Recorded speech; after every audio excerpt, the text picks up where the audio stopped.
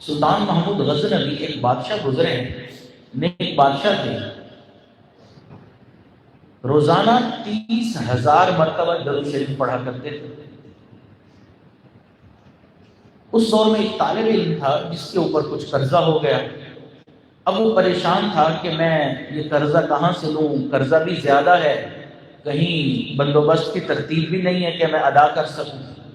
نیک تھا، اللہ کی طرف رجوع کیا، دعائیں مانگی، سویا، خواب میں آپ صلی اللہ علیہ وسلم کا دیدار ہوا۔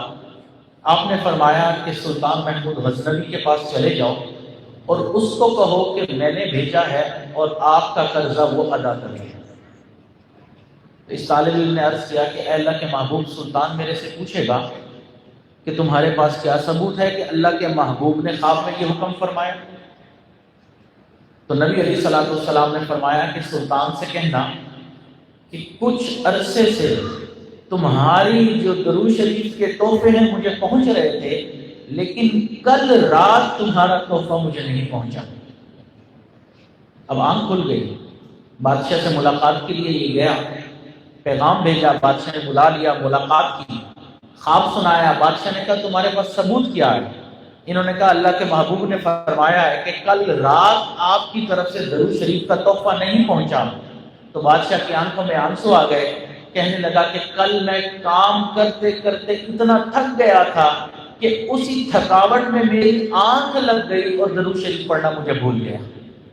تو اس کا مطلب ہے یہ خواب سچا ہے اور اس طالب علم کا سارا قرضہ ادا کر دیا۔ تو اگر ایک بادشاہ جس نے پوری سلطنت کو سنبھالنا ہے وہ اتنا وقت روزانہ نکال لیتا ہے جس میں 30,000 مرتبہ درود شریف پڑھا جا سکے، ہم نے تو کوئی سلطنت نہیں سنبھالنی، ہم نے تو کوئی ملک نہیں سنبھالنا۔ ایک گھر ہے، اگر شادی شدہ ہے تو چند لوگ ہیں جن کی ذمہ داری ہے، اگر شادی شدہ نہیں ہے تو پھر تو ظاہراً کوئی ذمہ داری بھی نہیں۔ ہم پھر بھی ایک تسبیح صبح اور شام بھی نہ پڑھ پائیں، پھر کس کو انسان گلہ کرے؟ اس لیے اس چیز کی اہمیت کو ہم جانیں، سمجھیں کہ یہ وقت کتنا قیمتی ہے۔